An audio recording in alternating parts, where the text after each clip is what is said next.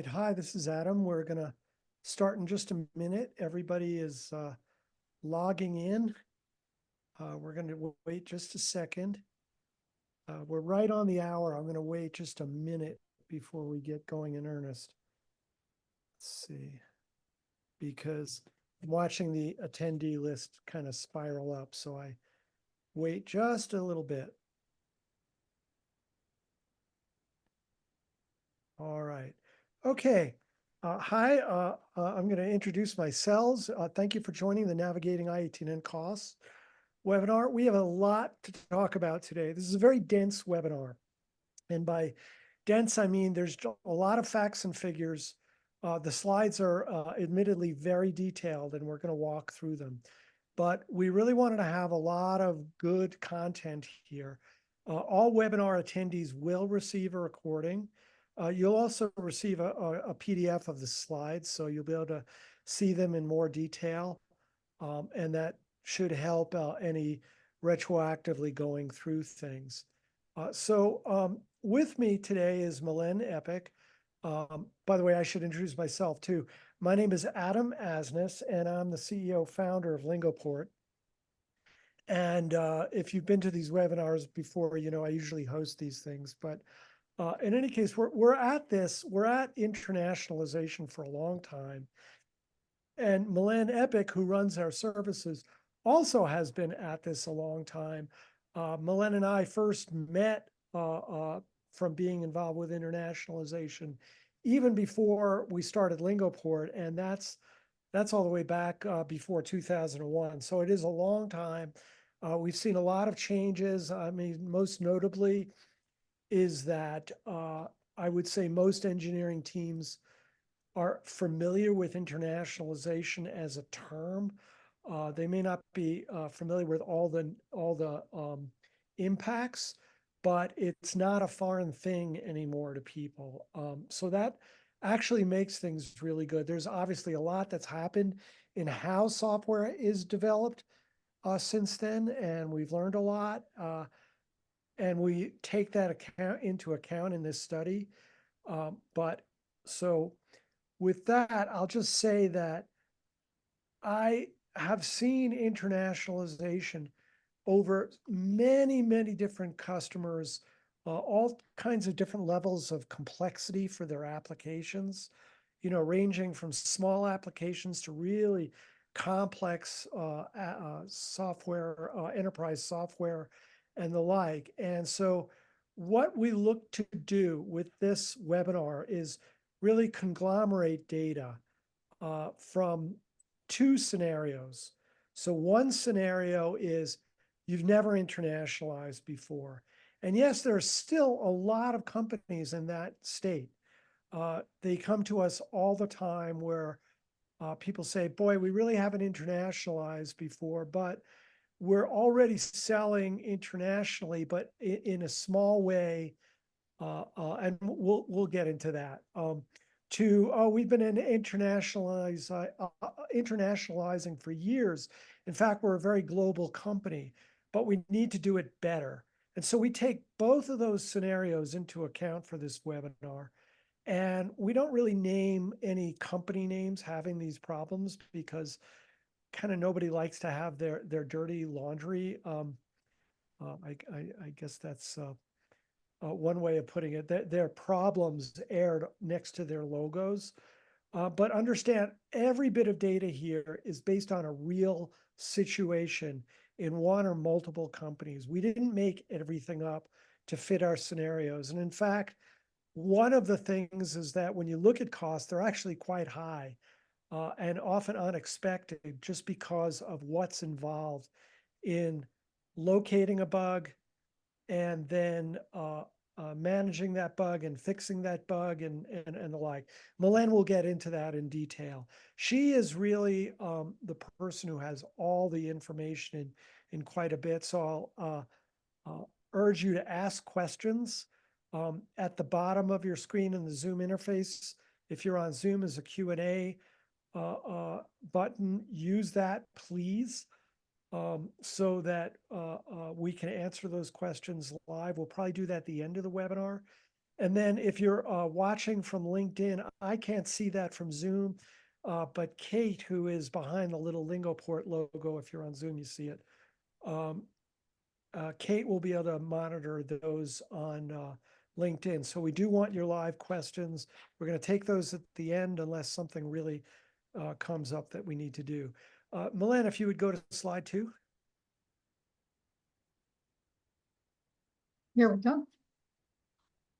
Okay, good. So whenever we talk about internationalization, first of all, throughout this presentation, we abbreviate that as i18n. That's officially called a numeronym.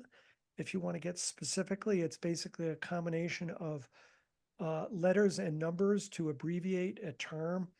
It's 18 letters in the middle, N at the end. And when you write internationalization, a lot of times you realize why that is so important to use that. But a lot of times when people first come and they're dealing with internationalization, there is understandable pushback. And that's because it's actually quite a bit of complexity to add to your processes and development and considerations to internationalize. If you've never internationalized, it's never trivial.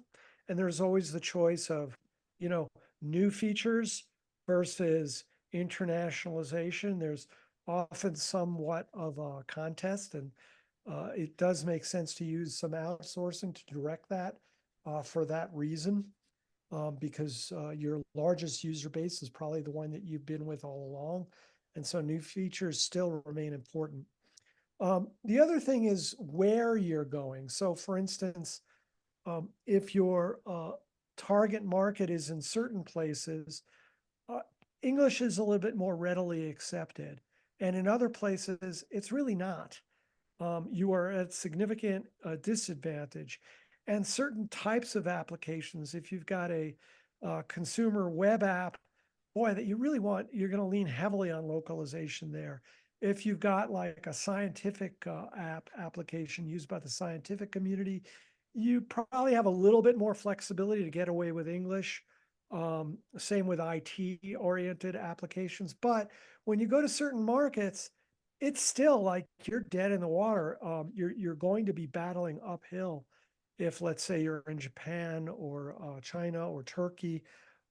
Assuming English proficiency is really not good, and probably your product manager knows this, and you're having some sort of a battle internally for budget if that's your situation. So you get the idea. There are also legal requirements. And this last bullet is really important. It's really not about just strings or strings being the messages and the user interface presented to the customers. There's also all kinds of units of measurement, formatting, even alphabetical order is different in different places. But most people will understand date and times, numerical separators, address formats. It's a really long list, and we'll get into that. But if you just think of your application as just a translation exercise, you're really dealing with somebody who doesn't get the whole full picture. And that's common.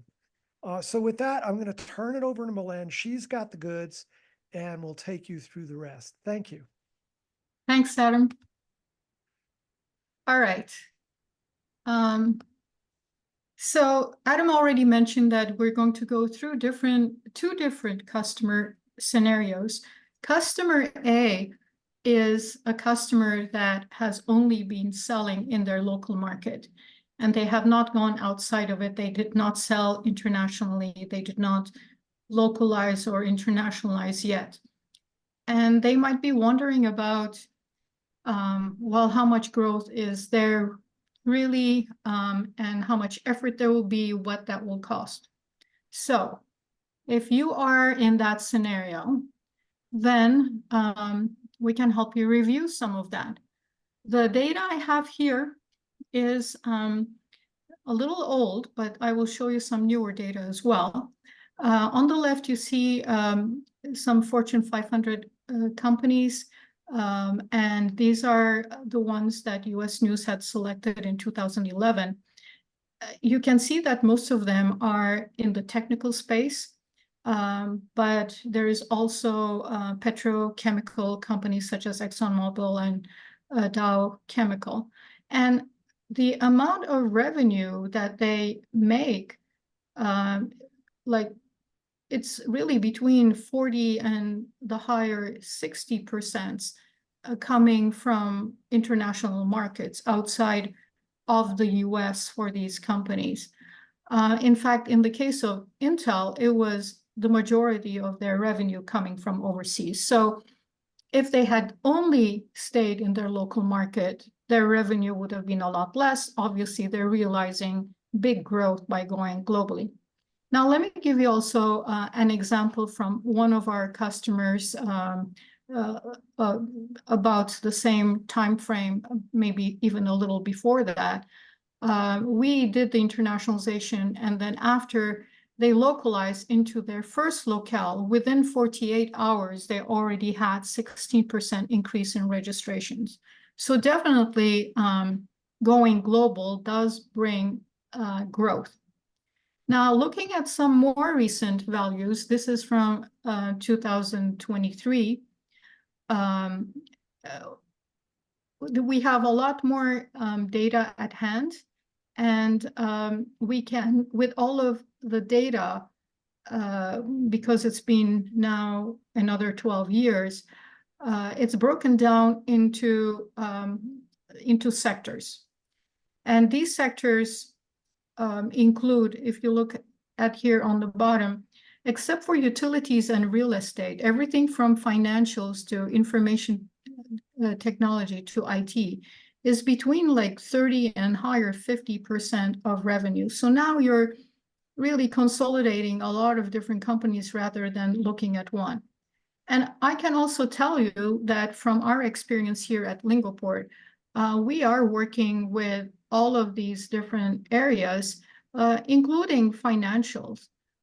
We don't see too much done in real estate or utilities that come our way, but of course, like a US Spanish type of effort might be necessary if you're a utility company that need to serve the US market where Spanish is important, for instance. So definitely there is a lot of upside, and this hopefully by sector can help a customer like customer A see what they could expect. Okay, well, now that this customer A wants to go to global markets, they actually have a choice. They have two ways of going to these markets. One is, let's just keep it in English, but let's sell and have our website and products in these other markets. And the other is, no, we need to prepare everything in the local language. It needs to be localized. And before it's localized, of course, it will need to be internationalized if this is an application. Well, let's look at what each of these entail. If customer A wants to go to global markets with English, they actually still will need to localize. So I'm assuming here that we're talking about the local market of customer A being US.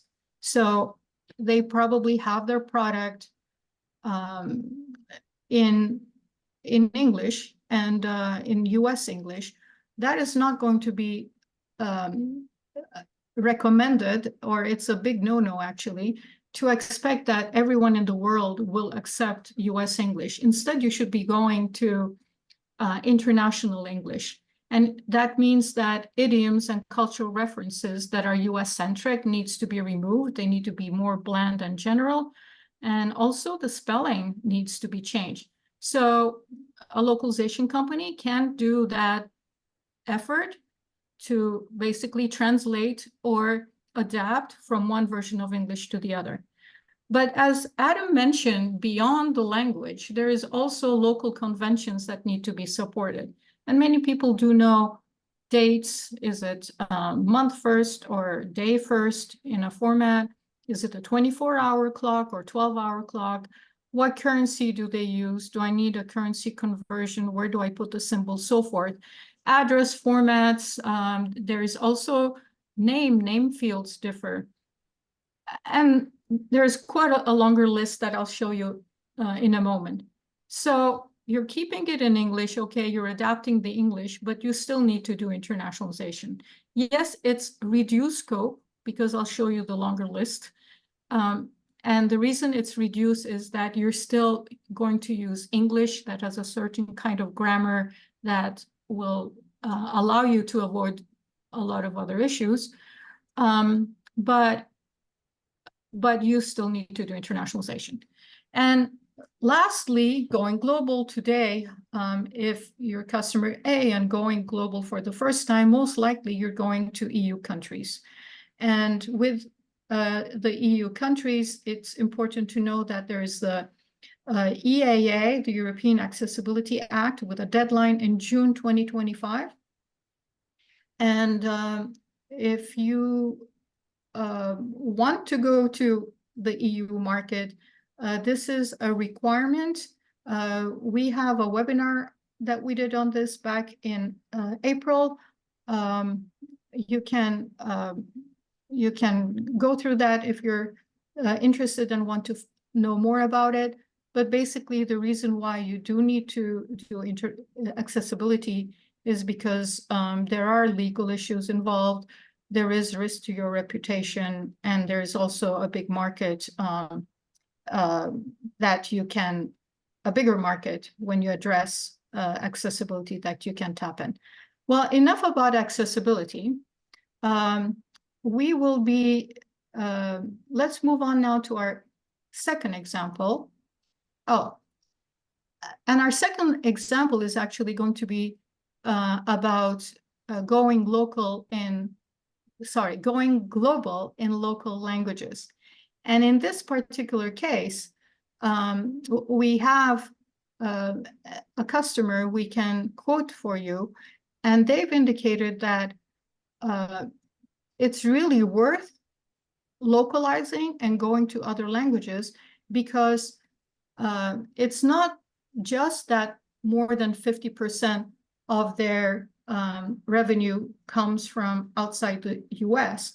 There are also several geographies that are being served in international English.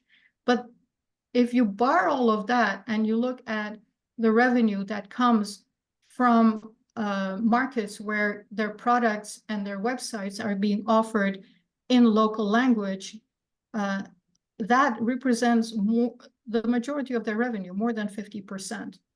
So there is even more benefits in terms of revenue growth by going in local language. So definitely now you need to translate for each target market.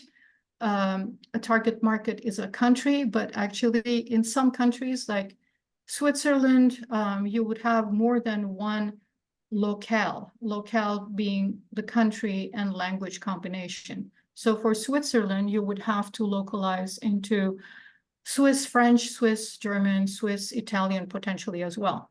So now you have a lot more localization that needs to be done, and that might kind of scare people. However, UI and software really doesn't have too much content, and translation costs are really not that much, and they're quite small compared to actual development costs with the software developers that will also need to do internationalization. So you need to do localization in multiple locales, and you need to do internationalization. I have bolded here some areas that were not covered in the previous example of going global with English. Now going global with non-English, you need to make sure you can present the localized text. Now you're not dealing with English anymore. I don't have concatenations mentioned here, but certainly the grammar is different. Concatenations will be an area. You need to also sort based on language rules. And even if you have like the same character that looks like an umlauted A in German that's sorted differently than in a Nordic country, for instance. So right to left support, UI layout, there's quite a lot to support. The good news with internationalization is that it will be done once. So while localization is done multiple times, once for each locale, internationalization should be done only once to support everything that you need to do regarding your target markets. And again, we have accessibility that would need to be followed. And here's the longer list of the many internationalization issues that need to be supported. I mentioned concatenations, hard-coded strings need to be extracted. These are typically the beginning of where a lot of issues are found. Formatting, then, because these formats are different, users are going to enter them also within their conventions. So the parsing of user data, sorting, searching, filtering, you can take a look at this whole list, font handling, right to left support for Arabic and Hebrew, IME, vertical writing, and there's even more. So there's quite a lot to address. And now the question becomes, all right, well, what will this cost me? So if you're customer A and you've never done it, this is how we can take a look at it. First of all, the cost of internationalization is going to be dependent on various factors. It depends on how big will this application be, how much code will there be. But it's not really just a matter of volume and size. It's also how complex will it be in terms of the functionality that needs to be adapted for internationalization to support the different locales, as well as complexity also means what is the platform, what are the programming languages, what are the third-party tools and libraries that you're using. Does all of this support internationalization, or will you need to be building a lot of that yourself in the back end? And of course, cost also depends on the expertise of the team. And what I mean here is internationalization expertise and savviness. So I have two different calculations I can show you, and both of them assume that it's done in the right way. And what I mean by in the right way is that if you're customer A and you've never done this, let's do it right. Let's consider internationalization from the get-go. Let's consider internationalization with architectural planning. Let's have the right architecture, the right database schemas in the backend, the right tools and technologies to support internationalization. Let's also get the UI UX design support internationalization. We also assume that we're dealing with the same code in both cases, and we will assume, because this is our expertise, the data that we have with our customers, they will be using Globalizer. So in both cases, we're assuming Globalizer is used to scan code. So for those of you that are not familiar with Lingoport Globalizer, this is basically a static analysis tool that scans code during software development, during basically writing the code. And it points out what areas need to be adapted for internationalization. So the difference now between these two calculations is the savviness of the team. And that we're assuming that in both cases, yes, there will be some more time spent with architectural planning and design, and how much more overhead that costs really depends again, but the earlier you do it, the easier it will be. Typically about 5 to 10% is what you can expect. And then the rest of our calculation is really about writing the code. So let's assume that in this code, there is these strings that need to appear in the UI. There's 100 of them.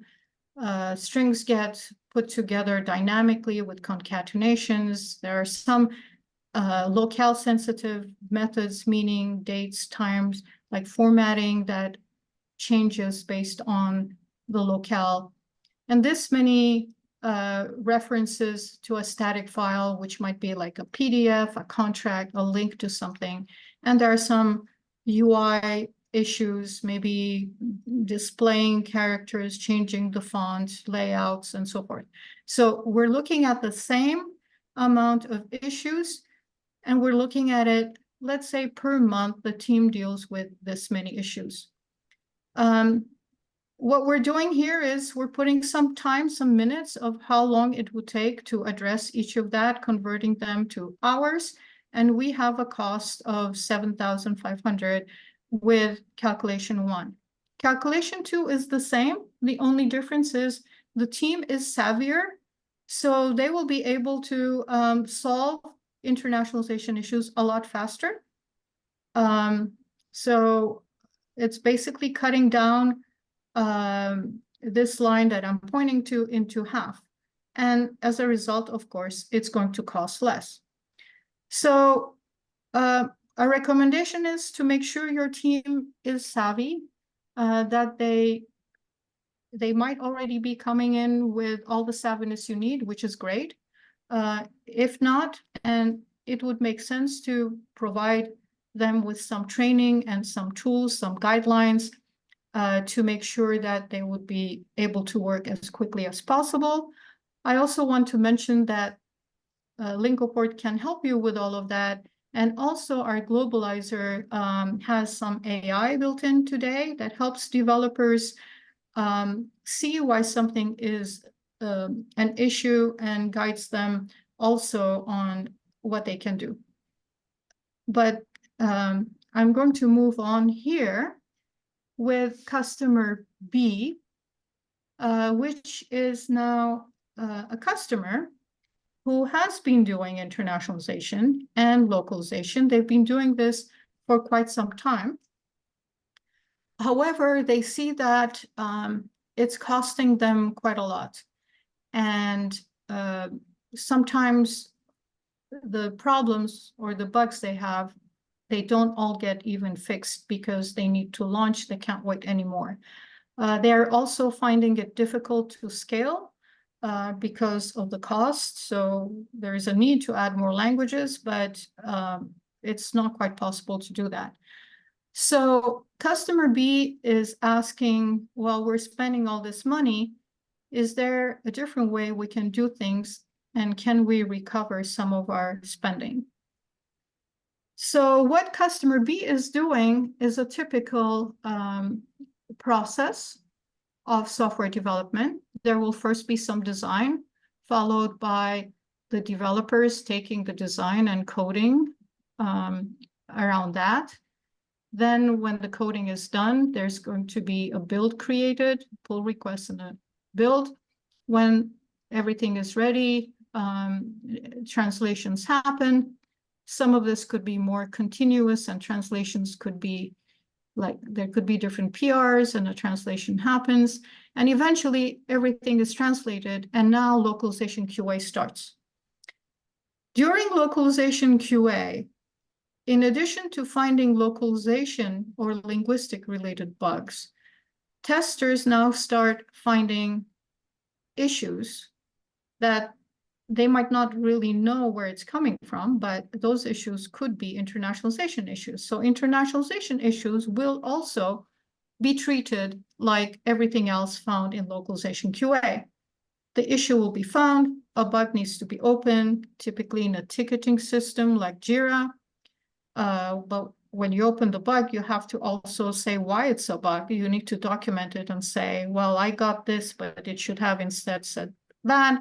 You might, if you're the tester, you need to put a screenshot. That's very typical with localization QA. Then all the collected bugs are triaged, sometimes by one, sometimes by multiple people. But then there are weekly meetings, maybe monthly or bi-weekly, meetings with multiple parties to decide what to do. Are some of these maybe not bugs, or do we not want to address them? Oh, is it, whose bug is this? Is it a development bug? If it is a development bug, then it's going to move to the development team. The development team will need to follow their own development processes. They will have to create a sprint, figure out where that fix will go in. Then they need to find where the issue is, which repository is it in, which line of code, which could be quite time consuming, as Adam mentioned before. Then they will fix the bug. And then potentially there will be a plan as to when that PR will be built, might be multiple bugs fixed. And then there's a pull request and a build. Once they've done that, and that build now needs to go back to testing, there's going to be regression testing for this.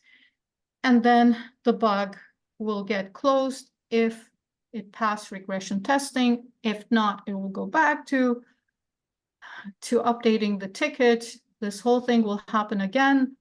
There'll be another regression testing, and hopefully by then the bug is closed. As you can see, this is quite inefficient. It takes a lot of company time. And we've calculated here what this costs an organization in total.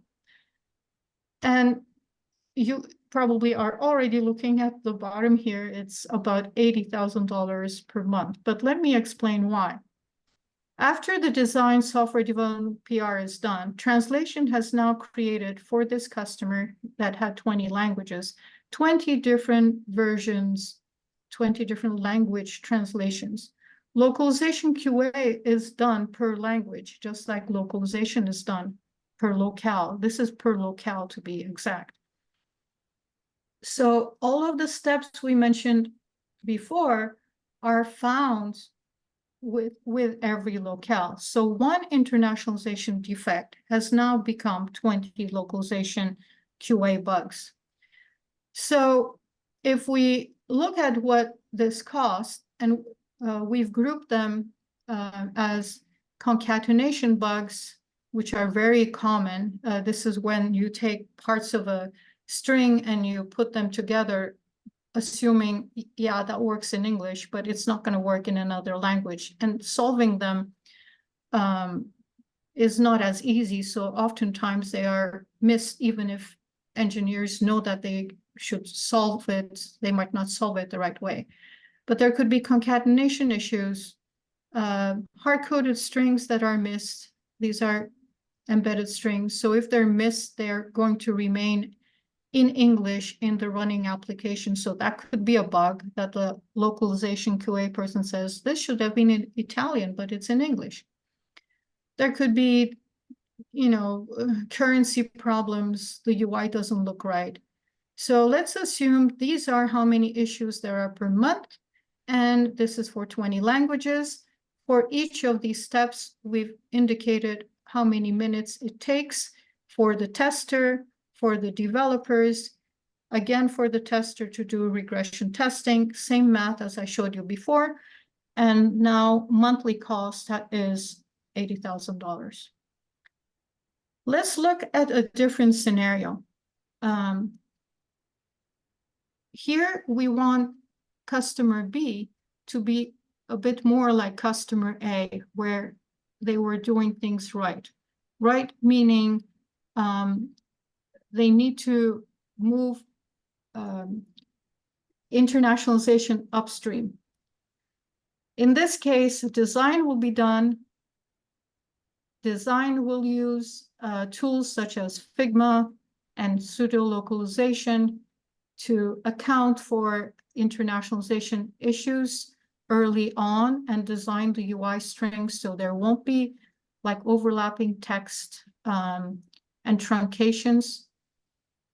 Software development teams are going to write their code, but as they're writing their code, they will be scanning it with Globalizer again to find what they've missed.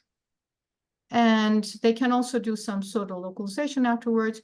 But the idea here is every software developer, as they're writing code, they have the tools to point out what they're missing, and they can fix it right away. And what goes into the PR in their pull request and the build is already fully internationalized. So there shouldn't be really any issues left. It should be all correct. And after it's correct, they can translate it, and none of the internationalization issues and the cost that I've mentioned before with time spent by the testers would apply here. But there is, of course, still a bit of a cost. The cost is when they scan, the developers are finding some issues that they still need to fix. So what you're seeing in this part, find and fix internationalization issues, is the same as in the previous example. Yeah, and we have the same steps, and we're calculating that, and now we're looking at 4,900 of a cost. So if we put the two together, we have savings or an ROI of about 75K per month, 910K per year, which is about 93% savings.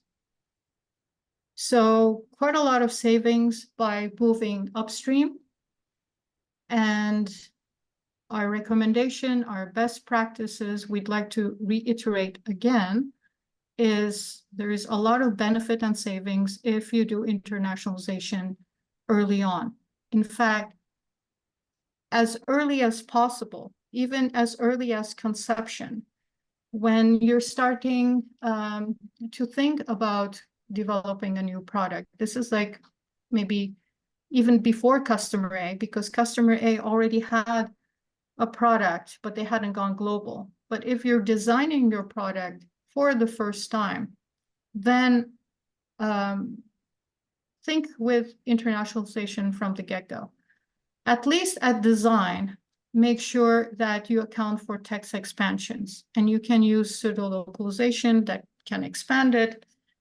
There's another approach where you can use machine translation instead to look at the expansion. And we have one customer that was that's created their own special locale where every string is machine translated into each of their target locales, and they take the longest of those, and that's what they save, and then they test their design to see that it functions with their special locale. So whichever approach you take, you need to plan for text expansion.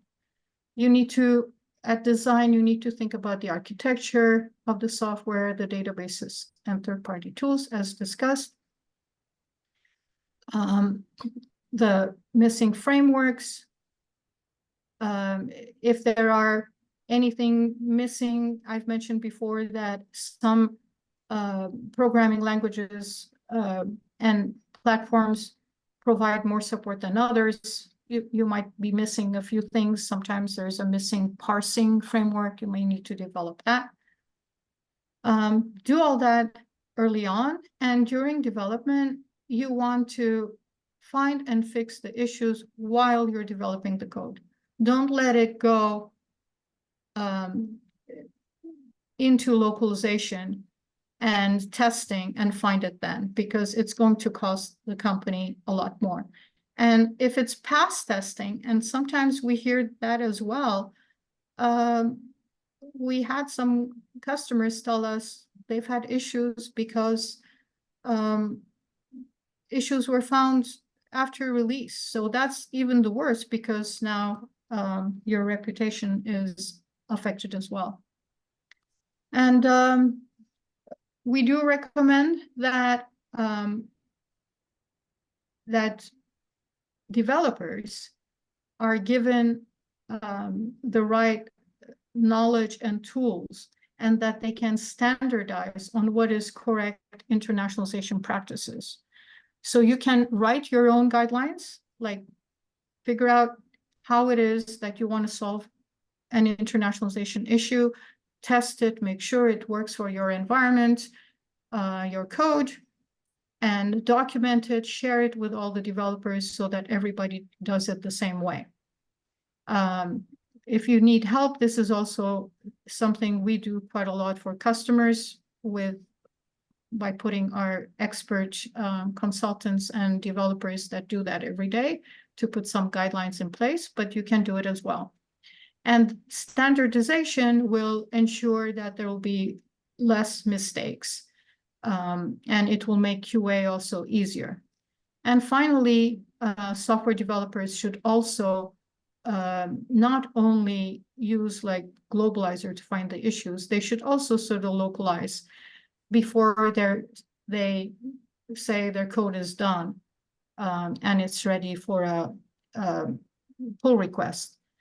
This is similar to doing a unit test. Unit tests are part of software development practices.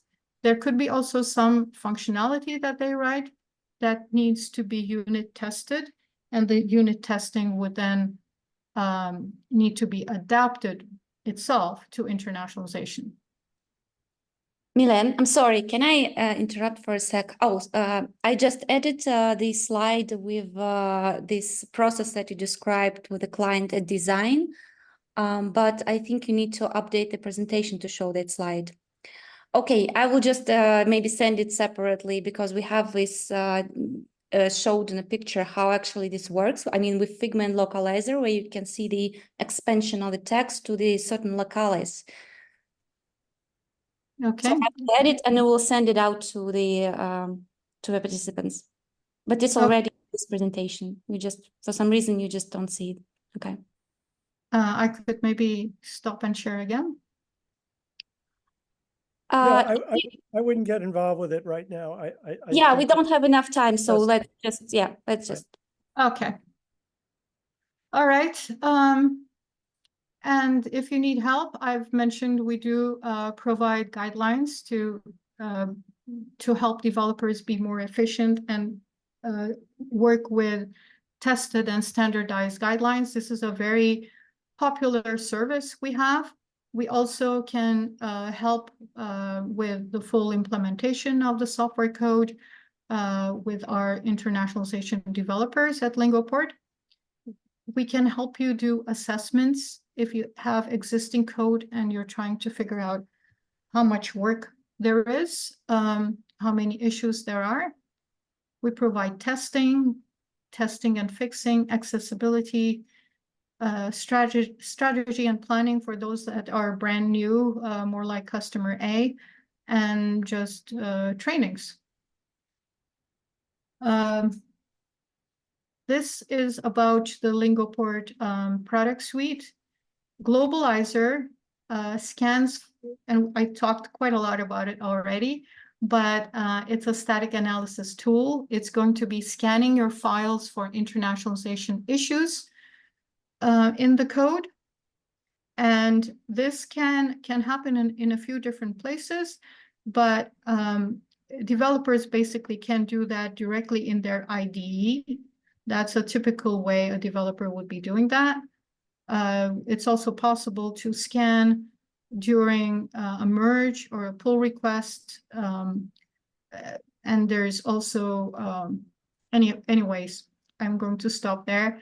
But it allows developers to be able to see the issues and fix them before it becomes a bug downstream during localization QA. And lastly, we have some AI built in that provides some advice on how to fix it or why something is an issue that is also helpful to developers. Localizer is to automate localization. It's our no-touch automation solution. It also provides a solution for UI translations to be translated in context in whatever editor is being used, an online editor or Trados or whatever, other CAT tool.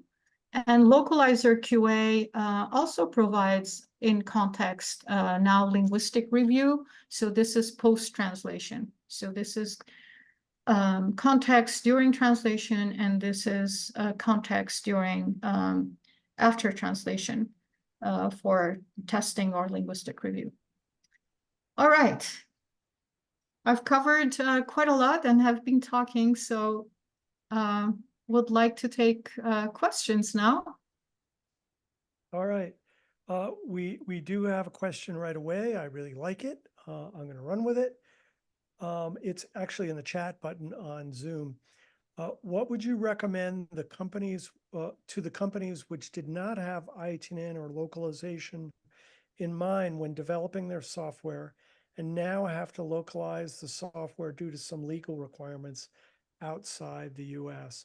I'll tell you what, Milen, I'm going to answer this on a high level, and then you get to do the anything further. Okay.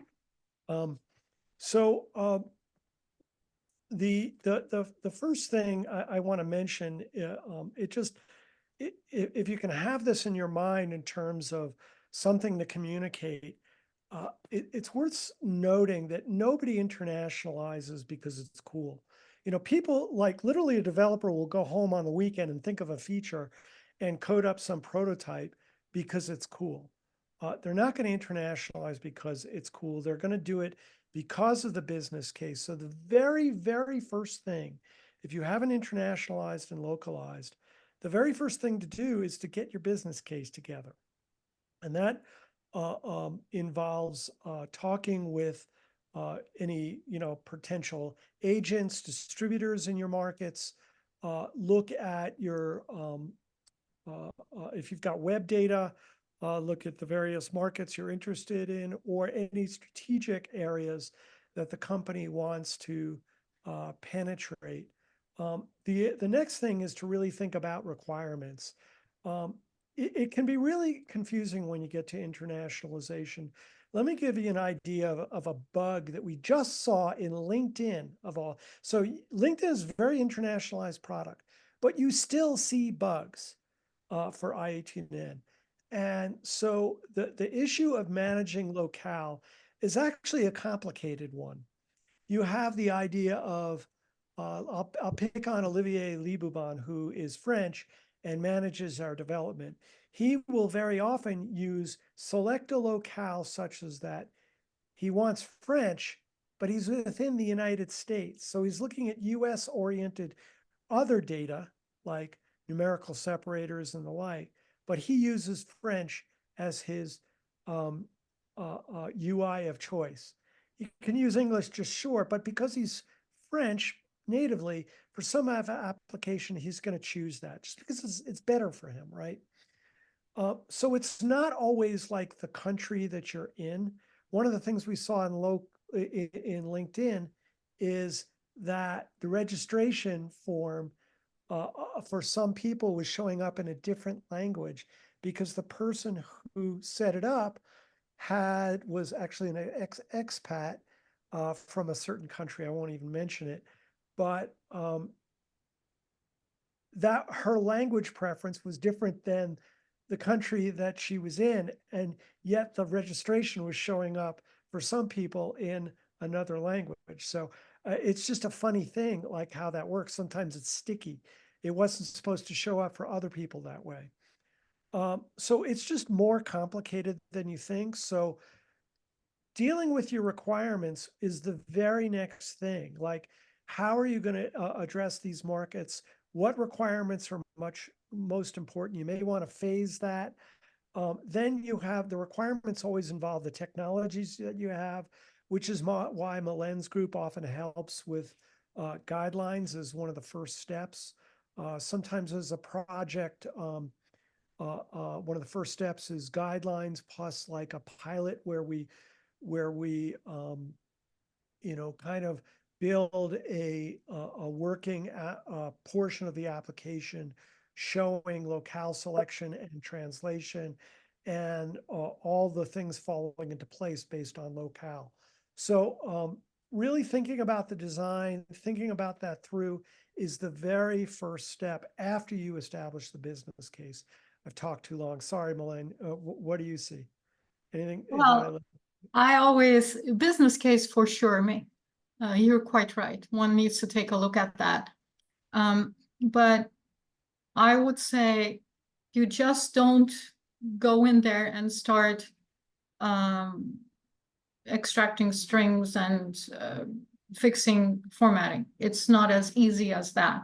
So our recommendation and how we approach it when we are engaged is we need to do a discovery. We need to understand what is your application doing. Give us a demo. Let us understand what it's doing, what functionality you have. We ask some questions at that point and try to understand where that data is coming from. Is it coming from another tool, what you're doing? And that starts giving us a scope of the complexity and what needs to be considered. It's very important that we look at the architecture, because if the architecture will not support the different locales, there is architectural changes that need to happen as well. So we want to know that upfront. And we can create a plan where we say, yes, we can begin extracting the strings here and doing XYZ, but there could be some structural and design issues that need to be addressed as well, and a plan needs to be put in place for that. And that's why start early on is best, but a lot of customers we work with come to us because they didn't start early on quite yet, most of them not. So, you know, we typically have two sets of guidelines. One is coding level guidelines, and then strategic and high level guidelines that will tell the architects on what it is they need to do to make it support other locales and internationalization. I'm also going to just add shameless plug is we actually do a lot of the internationalization ourselves currently now. I think we have 3 projects going where we provide an i18n team with both the high level direction and also hands-on keyboards doing the work. Usually it's a hybrid approach where we have a, sort of an advanced team working with the customers. They may have a small team that's working on i18n on their side. So we work really in partnership. And there's a lot of benefit to that, not just cost. But the idea is it's good to get outside help. And one of the reasons is that in development, there's always like the forest fire or house on fire du jour that kind of takes people away and distracts people from an i18n mission, which is more long-term. And so when you have an i18n, you get a team, you get expertise, and you get continuous activity that's really focused. And we see customers that don't do that. And 2 years later, and they still don't have an internationalization effort done. Whereas our customers typically, like 6 months later, they already have their first internationalized release coming out. And that's a big difference. It's a big difference in revenue opportunities and sort of the long tail of gaining global revenue. You want to get done sooner, not later. So that's all. All right. Do we have any questions on LinkedIn? No, we don't know. Okay. I had one more. Can we learn more about the AI and Globalizer? I didn't want to make this a Globalizer session, but Globalizer touches source code, and that is kind of one of the most important bits of intellectual property that a technology customer has. So the AI use is not by default for that reason. There's a lot of bugaboo about that However, you can, as an elective, collect to, let's say, your private AI or some public ones that you may have an account for. And the way that we've structured Globalizer is so that, let's say you asked ChatGPT Turbo, why is this an issue? That Globalizer brings up, let's say in a pull request report or a commit, or right in the IDE. There is already help that affects that, but those when you use AI, it tends to be a lot more specific to your code, and it does a good job in there. I will say that our tests with earlier releases of, let's say, ChatGPT 3.5 and the like, were producing a lot of garbage, and that's why we were not really heavy on the AI marketing side early on. But at this point, we've got things tuned and integrated with our products that it is adding real value. So that's there. But anyway, again, it's an option.